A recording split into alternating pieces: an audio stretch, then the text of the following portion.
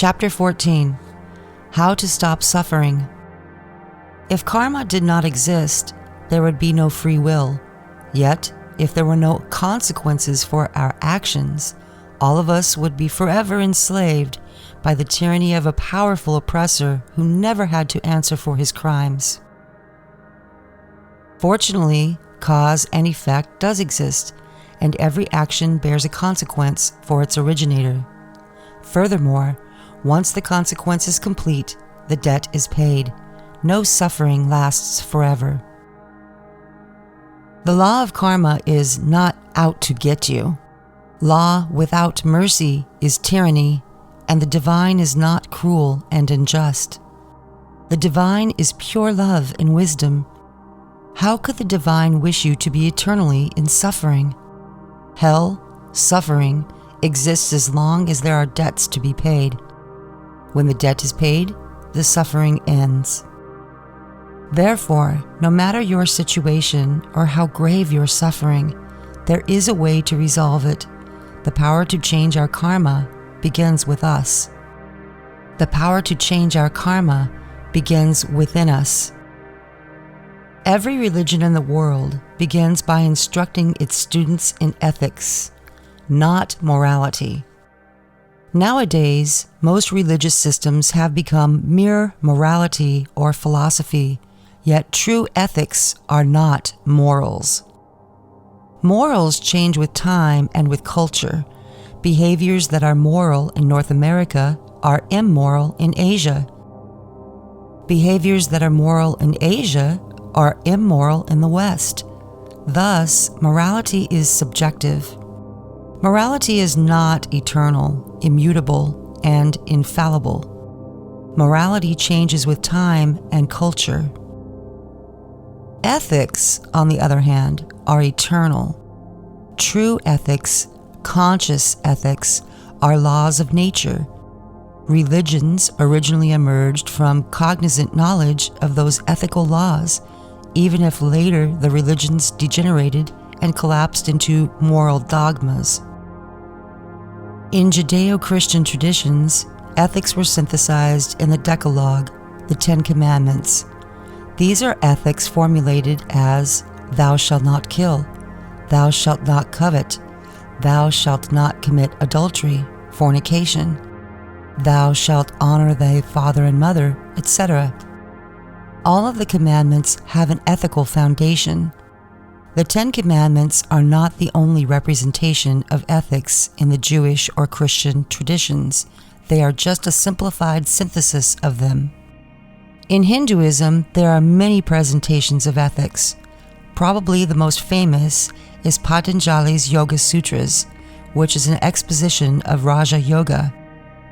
The first two steps of Raja Yoga are Yama and Niyama, which are ethics and observances, and refer to what you should do and what you should not do.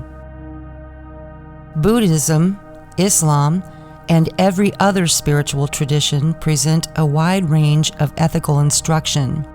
But unfortunately, nowadays people ignore the ethical guidelines or merely respect them but do not attempt to apply them. Or they interpret the instructions very literally and allow themselves lots of loopholes, especially among the so-called elite, such as priests and students of esoteric instructions who believe they have transcended the basic stages of their traditions. This is why we can find so much mistaken behavior in followers of every religion, even to the point that people kill, rape, steal, and lie, all the while claiming to be religious. In general, followers of religion lack understanding of why ethics are important. Ethics are not just mechanical laws that some external authority is trying to impose upon us. The ethical rules, commandments, or vows have a very specific function which must be clearly grasped, and that is this: if you perform actions that are harmful, you create disharmony not only in your environment, but in your mind. Someone who steals creates disharmony in their mind. They become addicted to the excitement of the act. They become addicted to the fear of being caught. They lose respect for others and themselves. They cease to care about other people and only see others as targets to steal from. They even begin to hate others and want to steal in order to punish them. Thieves become liars to themselves and others, and all of this causes the mind to be disturbed. The same happens with all actions that contradict ethical behavior.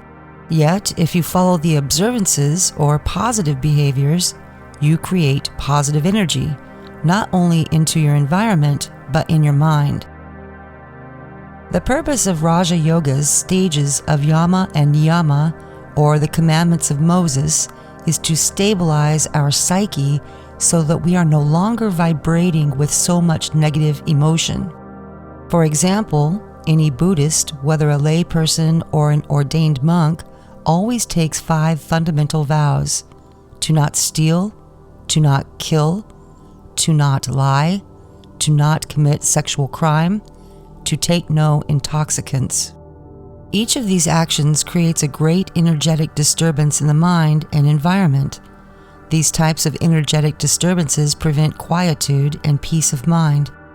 They disturb the consciousness and trap it in harmful qualities. In such psychological circumstances, it becomes impossible to experience your true nature, the free consciousness.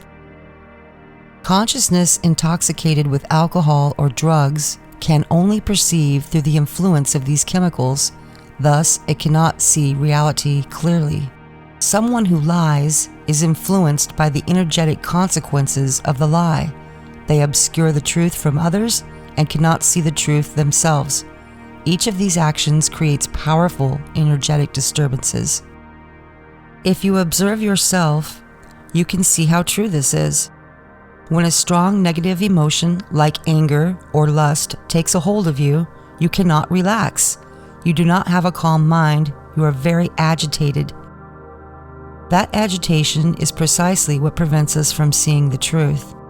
When we are very angry, we only see through that anger. Everything we perceive is changed by that anger. We only want what that anger wants. In a fit of anger, we can even throw away a marriage, our job, or our social status. That is what anger does to us. Anger makes us destroy, and in turn, it destroys us. So does every other negative quality: lust, envy, gluttony, greed, fear, laziness, etc. With conscious ethics, we are trying to regulate these qualities and eliminate them.